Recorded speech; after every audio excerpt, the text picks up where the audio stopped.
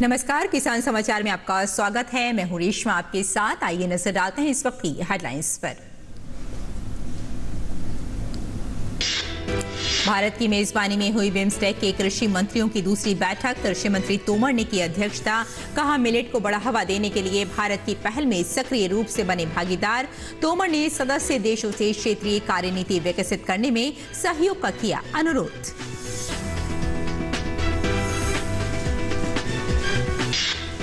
केंद्रीय उर्वरक मंत्रालय में सचिव अरुण सिंघल ने कहा, भारत सरकार किसानों को खाद उपलब्ध कराने के लिए अनेक नए देशों के साथ किए हैं अनुबंध।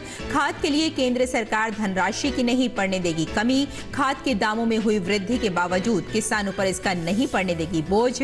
पहले जिस दाम पर खाद मिलती थी उसी दाम पर रहेगा उपलब्ध।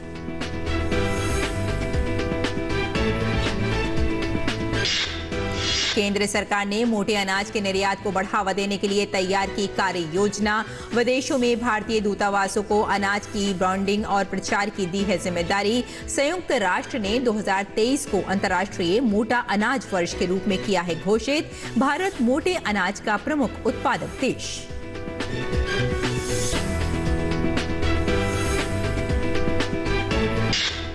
भारत जलवायु परिवर्तन की चुनौतियों से निपटने के लिए वैश्विक गठबंधन मैनग्रोव अलायंस मेक में हुआ शामिल। मिस्र के शर्म अल शेख में भारत ने गठबंधन में शामिल होने की प्रक्रिया की पूरी। गठबंधन में शामिल होने के साथ भारत ने कार्बन उत्सर्जन में कमी लाने के लिए वनों की कटाई और वनों के क्षरण को रोकने का किया आह्वान।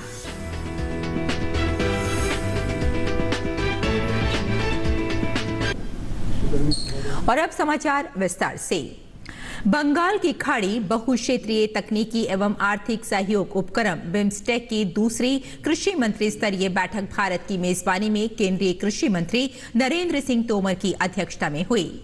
इसमें भूटान, बांग्लादेश, नेपाल, म्यांमार, श्रीलंका व थाईलैंड के कृषि मंत्रियों ने भी भाग लिया। बैठक को वीडियो कॉन्फ्रेंसिंग के जरिए संबोधित करते हुए तोमर ने सदस्य देशों से कृषि के कायाकल्प के लिए सहयोग मजबूत करने हेतु व्यापक क्षेत्रीय कार्यनीति विकसित करने में सहयोग का अनुरोध किया। उन्होंने पोषक आहार के रूप में मिलेट के महत्व व अंतर्राष्ट्रीय मिलेट वर्ष 2023 के दौरान मिलेट व इसके उत्पादों को बढ़ावा देने के लिए भारत द्वारा किए प्रयासों का उल्लेख करते हुए सदस्य देशों से अनुरोध किया कि वे अनुकूल कृषि खाद्य प्रणाली और सभी के पोषण हेतु स्वास्थ्यवर्धक खाद के रूप में मिलेट को बढ़ावा देने के लिए भारत की पहल में सक्रिय रूप से भागीदार बने। श्री तोमर ने कहा कि कृषि जैव विविधता संरक्षण एवं रसायन के प्रयोग में कमी के लिए प्राकृतिक व पारिस्थितिकी को बढ़ावा देने चाहिए। और केंद्रीय मंत्री तोमर ने कहा कि डिजिटल खेती और परिशुद्ध खेती के साथ साथ वन हेल्थ दृष्टिकोण के अंतर्गत की जाने वाली पहल भी भारत में साकार रूप ले रही है। उन्होंने खाद्य सुरक्षा, पोषण, पर्यावरण स्थिरता व आजीविका सहायता सुनिश्चित करने के लिए कृषि एवं संबद्ध क्षेत्रों में सहयोग के महत्व पर जोर दिया, जिसके लिए वन हेल्थ दृष्टिकोण तथा अन्य कार्यक्रमों के तहत जलवायु परिवर्तन, कृषि जैव विविधता, सूक्ष्म जीव निवारक, प्रतिरोध की चुनौतियों से निपटने हेतु तकनीकी और आर्थिक सहयोग बढ़ाना अपेक्षित है। तोमर ने प्रधानमंत्री नरेंद्र मोदी के उस वक्तव्य को दोहराया जो उन्होंने मार्च 2022 को कोलंबो में हुए 5वें बिम्स्टेक शिखर सम्मेलन में क्षेत्र में खाद्य सुरक्षा, शांति व समृद्धि के लिए बिम्स्टेक राष्ट्रों के क्षेत्रीय सहयोग को बढ़ाने के संबंध में दिया था। साथ ही उन्होंने कृषि उत्पादकता, खाद्य सुरक्षा व पोषण स्थिरता, अनुसंधान और विकास को बढ़ावा देने तथा कृषि व्यापार, जलवायु परिवर्तन प्रबंधन, डिजिटल कृषि क्षेत्रों में बिम्स्टेक के साथ सहयोग बढ़ाने हेतु भारत की प्रतिबद्धता की भी जताई। बिम्स्टेक की स्थापना वर्ष 1997 में हुई थी। इसमें दक्षिण एशिया के 5 देश बांग्लादेश, भूटान, भारत, नेपाल, श्रीलंका तथा दक्षिण पूर्व एशिया के 2 देश म्यांमार और थाईलैंड शामिल हैं। ये दक्षिण एशिया और दक्षिण पूर्व एशिया की एक अनूठी कड़ी है।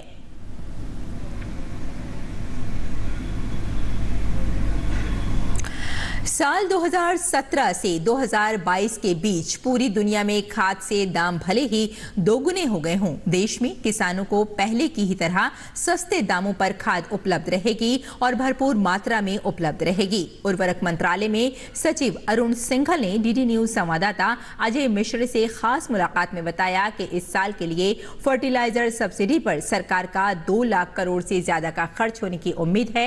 इस मुलाकात के संपादित अंश को आज से क्रमवार प्रसारित किया जाएगा। तो देखते हैं इस श्रृंखला की पहली कड़ी।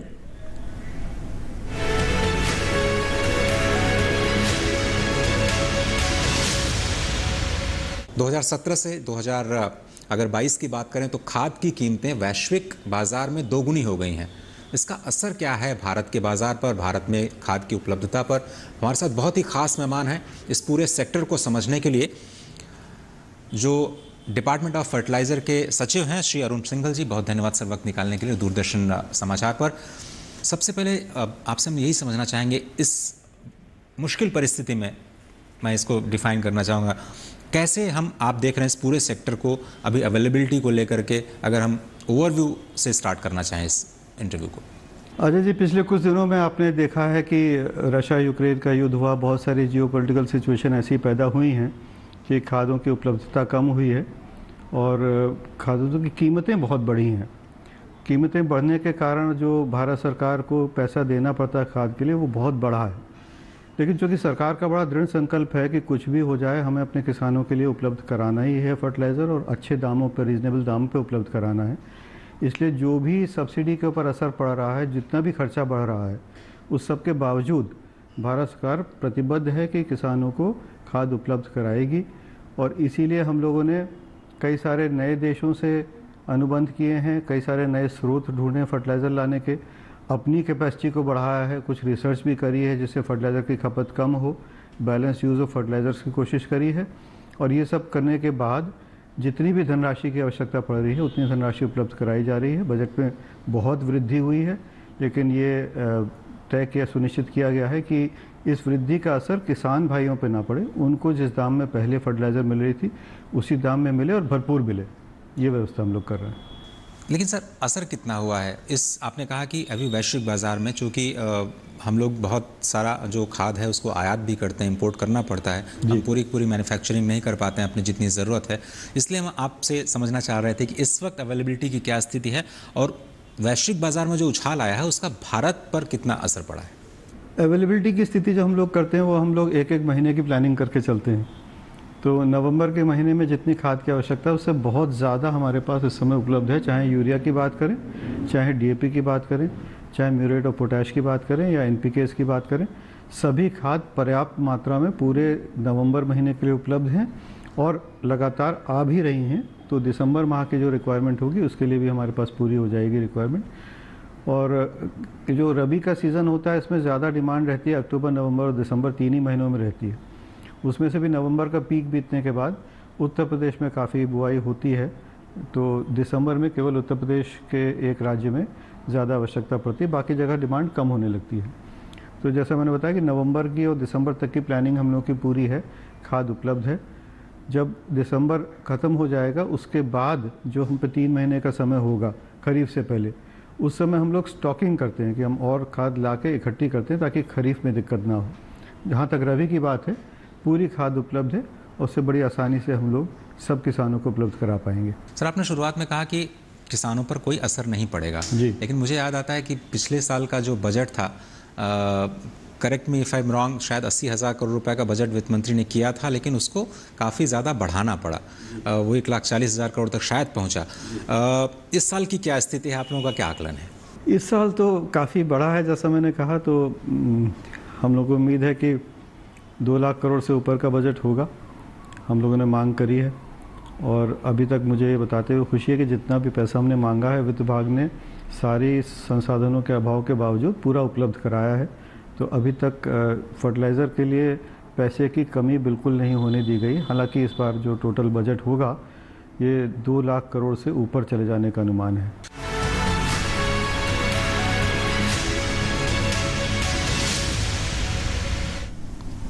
तो उर्वरक विभाग के सचिव अरुण सिंघल से की जो खास मुलाकात का दूसरा हिस्सा है, कल आप जरूर देखिएगा। फिलहाल आगे बढ़ते हैं।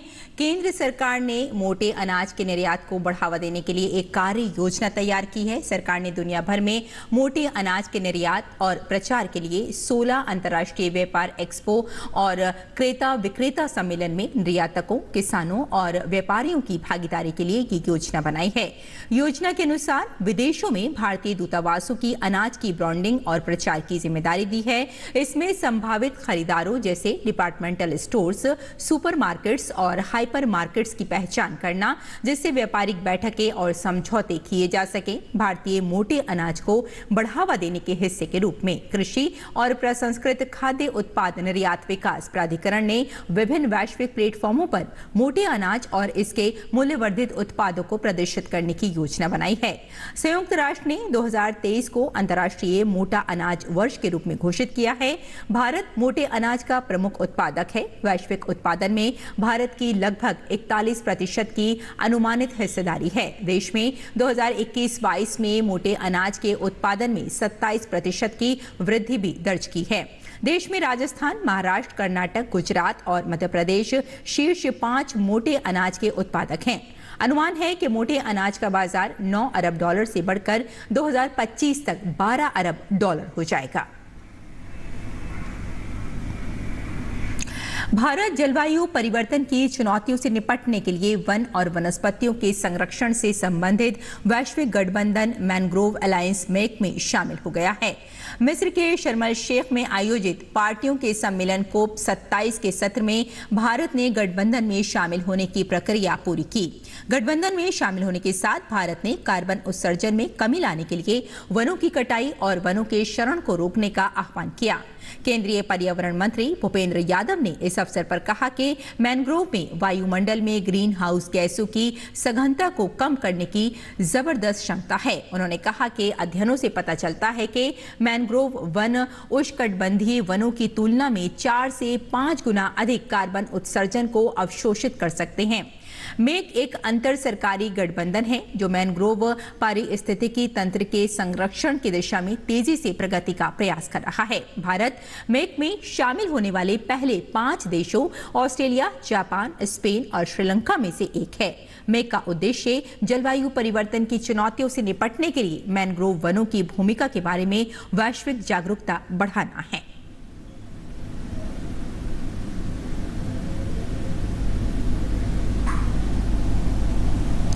मध्य प्रदेश के मुख्यमंत्री शिवराज सिंह चौहान ने गुरुवार को मुंबई में investment opportunities in Madhya Pradesh कार्यक्रम में निवेशकों को संबोधित करते हुए कहा कि मध्य प्रदेश की 8.5 करोड़ जनता की ओर से निवेश के लिए आमंत्रित करने आया हूं। मध्य प्रदेश में सभी उद्योगों में अपार संभावना है। टेक्सटाइल, खाद्य व प्रसंस्करण, फार्मास्यूटिकल सेक्टर सहित सभी क्षेत्रों में निवेशकों के लिए मध्य प्रदेश आकर्षण का केंद्र है।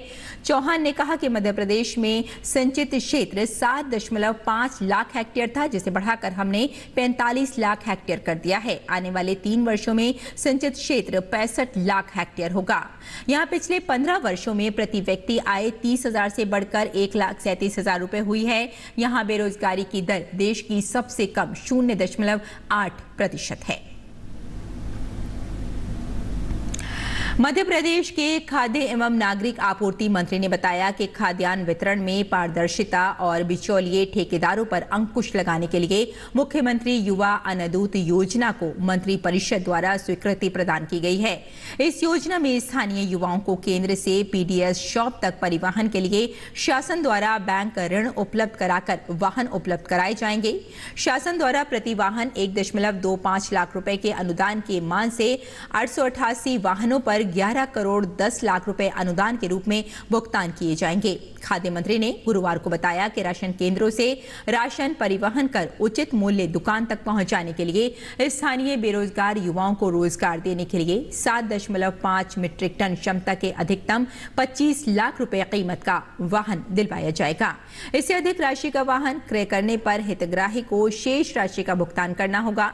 कीमत के 10% डाउन पेमेंट के लिए 1.25 लाख रुपए रुपए राज्य शासन द्वारा और 1.25 लाख रुपए हितग्राही द्वारा भुगतान किए जाएंगे। उन्होंने कहा कि वाहनों में जीपीएस सुविधा रहेगी। सेंट्रल कमांड कंट्रोल रूम से वाहनों के मूवमेंट पर वाहनों की सतत निगरानी की जाएगी। वाहनों पर माइक सिस्टम के साथ शासन की योजनाओं का प्रदर्शन भी किया जा सकेगा।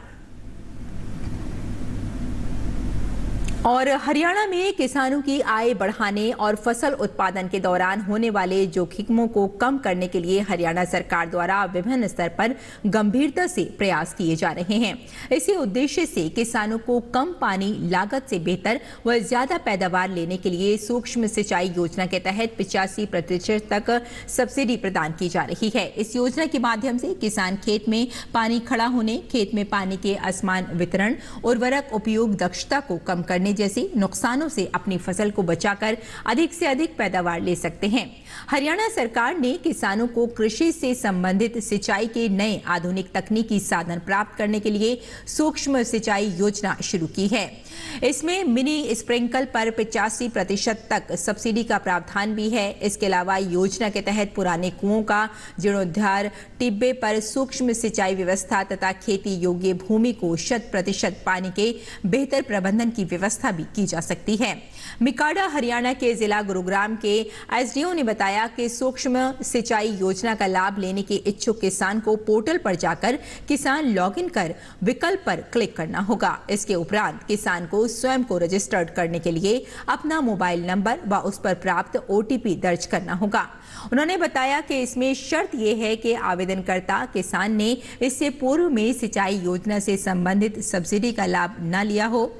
उन्होंने कहा कि उपरोक्त वेबसाइट पर किसानों की सभी शंकाओं के बारे में विस्तार से बताया गया है। और आइए अब जान लेते हैं देश भर की मंडियों का भाव।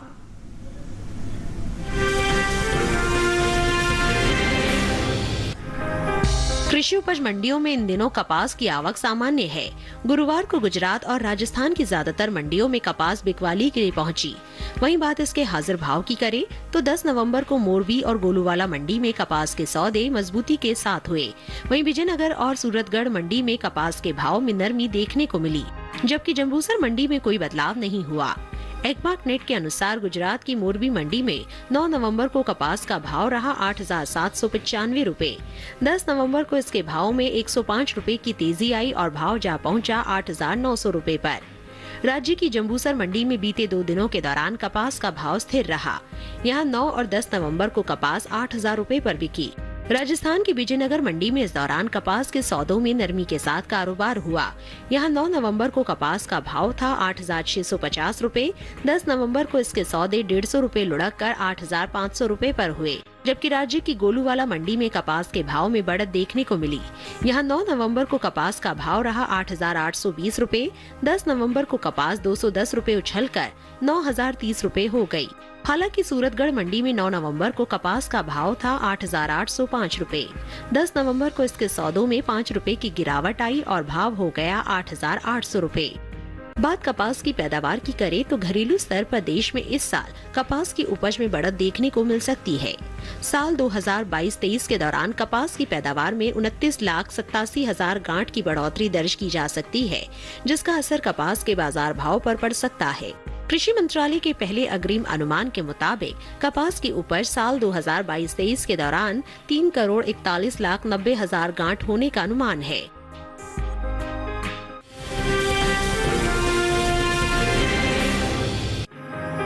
कृषि उपज मंडियों में सोयाबीन की आवक सुस्त बनी हुई है। हाजिर भाव पर नजर डालें तो ज्यादातर मंडियों में सोयाबीन के सौदे उठापटक के साथ हुए। गुजरात की हलवद और मध्य प्रदेश की खातेगांव मंडी में सोयाबीन के भाव में तेजी देखने को मिली, जबकि काला पीपल मंडी में इस दौरान सोयाबीन के भाव स्थिर रहे। एगमार्क नेट के अनुसार गुजरात की हलवद मंडी में 9 नवंबर को सोयाबीन का भाव रहा 5,250 रुपए। 10 नवंबर को इसके भाव में 150 रुपए का उछाल आया और भाव हो गया 5,400 रुपए। मध्य प्रदेश की काला पीपल मंडी में इस दौरान पीली सोयाबीन के सौदों में नरमी के साथ कारोबार हुआ। यहां 9 नवंबर को पीली सोयाबीन का भाव था 5,375 रुपए। 10 नवंबर को इसके सौदे 55 रुपए लुढ़क कर 5,320 रुपए पर हुए। जबकि राज्य की ही खातेगांव मंडी में सोयाबीन के भाव में तेजी देखने को मिली। यहां 9 नवंबर को सोयाबीन का भाव रहा 5,120 रुपए। 10 नवंबर को इसके भाव में 180 रुपए की मजबूती आई और भाव जा पहुंचा 5,300 रुपए पर। भारत में सबसे ज्यादा सोयाबीन की पैदावार मध्य प्रदेश, महाराष्ट्र, राजस्थान और छत्तीसगढ़ में होती है। मध्य प्रदेश में सोयाबीन का उत्पादन 45% जबकि महाराष्ट्र में 40% होता है। सोयाबीन की उपज पर नजर डालें तो इस साल खरीफ सोयाबीन की पैदावार में कमी देखने को मिल सकती है। बीते साल के मुकाबले इस साल खरीफ सोयाबीन की उपज में 10% की कमी होने का अनुमान है। कृषि मंत्रालय के पहले अग्रिम अनुमान के मुताबिक खरीफ सोयाबीन की उपज साल 2022-23 के दौरान 1,28,00,000 टन के पार जा सकती है, जबकि साल 2021-22 के दौरान सोयाबीन की पैदावार 1,29,95,000 टन रही थी।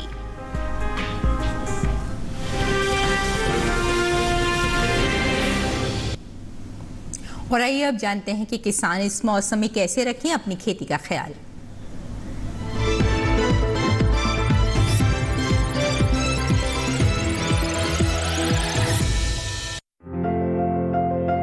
असम में धान की कटाई करे, धान के खेत में सिंचाई करते रहे। किसान आलू की रुपाई कर सकते हैं। आलू के खेत में जरूरी उर्वरक डाले। यहाँ मक्के की बुआई कर ले, अभी सरसों की बुआई करते रहे। असम के किसान नारियल के खेत में जरूरी उर्वरक डाले, नारियल की बुआई करे, वहीं टमाटर की रुपाई कर सकते हैं। इसके अलावा मटर की बुआई के लिए समय उपयुक्त है। साथ ही फूल गोभी भी बोए। असम में गेहूं की बुआई के लिए खेत तैयार करते रहे। गेहूं के खेत में पर्याप्त नमी बनाए रखे। किसान तिल और लोबिया की खेती के लिए खेत तैयार कर सकते हैं। वहाँ बैंगन की रुपाई कर ले। मेघालय में मटर की बुआई के लिए खेत तैयार करे। मटर के खेत में पर्याप्त नमी बनाए रखे। किसान फूल गोभी और पत्ता गोभी की बुआई कर सकते हैं। साथ ही ब्रोकली की बुआई भी कर ले। इस समय बीन्स की तुड़ाई करे। बीन्स के खेत से घास फूस निकाल ले। यही स्ट्रॉबेरी की रुपाई के लिए समय उचित है। इसके अलावा अमरूद की तुड़ाई कर सकते हैं। यहाँ के किसान अनानास के बागों से खरपतवार निकाले। मेघालय में हल्दी के खेत से भी घास फूस निकाल ले। अभी धान में कीट लगने की संभावना बनी हुई है। ऐसे में धान में कीटों से बचाव के लिए कृषि विशेषज्ञों की सलाह से कीटनाशक छिड़के।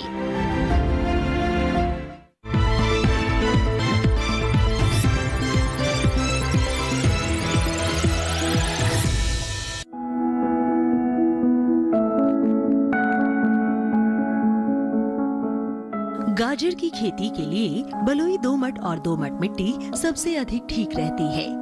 जिस खेत में आप गाजर बो रहे हो उसमें से पानी निकालने का पूरा प्रबंध होना चाहिए। मेड़ों पर फसल बोने से जल भराव का खतरा कम हो जाता है। 1 हेक्टेयर के लिए 5 से 6 किलो बीज पर्याप्त होते हैं। बोने से पहले खेत की मिट्टी को भुरभुरा बना ले। कतार से कतार के बीच की दूरी करीब 30 सेंटीमीटर होनी चाहिए। बोते समय 1 हेक्टेयर जमीन में 30 किलो नाइट्रोजन, 40 किलो फास्फोरस और इतनी ही मात्रा में पोटेशियम देनी चाहिए। बुआई के 25 से 30 दिन बाद 15 किलो नाइट्रोजन दे दे और 45 से 50 दिन बाद भी 15 किलो नाइट्रोजन प्रति हेक्टेयर के हिसाब से दे। जब बीज उगाए तो 8 से 10 दिन के अंतराल पर सिंचाई करे। गाजर की फसल के साथ अनेक खरपतवार उगाते हैं जो भूमि में नमी और पोषक तत्व लेते हैं, जिसके कारण गाजर के पौधों का विकास और बढ़वार पर प्रतिकूल प्रभाव पड़ता है। इन्हें खेत से निकालना बहुत आवश्यक हो जाता है। निराई करते समय पंक्तियों से आवश्यक पौधे निकालकर मध्य की दूरी अधिक कर देनी चाहिए। साथ ही बढ़ी हुई जड़ों में हल्की निराई गुड़ाई करते रहना चाहिए। गाजर की फसल पर मुख्य रूप से छोटे छोटे कीड़े मकोड़ों का प्रकोप होता है। इसकी रोकथाम के लिए नीम का काढ़ा पंप की मदद से 10 से 15 दिन के अंतराल पर छिड़काव करें। गाजर की फसलों में आर्द्र गलन रोग के कारण बीज के अंकुरित होते ही पौधे संक्रमित हो जाते हैं, जिससे तने का निचला भाग जो भूमि की सतह से लगा रहता है सड़ जाता है। फलस्वरूप पौधे वहीं से टूटकर गिर आते हैं। इस रोग की रोकथाम के लिए विशेषज्ञों की सलाह पर बीजोपचार कर ले। गाजर की जड़ों की खुदाई तभी करे जब वे पूरी तरह विकसित हो जाए। खेत में खुदाई के समय पर्याप्त नमी रखें। साथ ही फसलों को सुखाकर उचित स्थान पर भंडारित करें।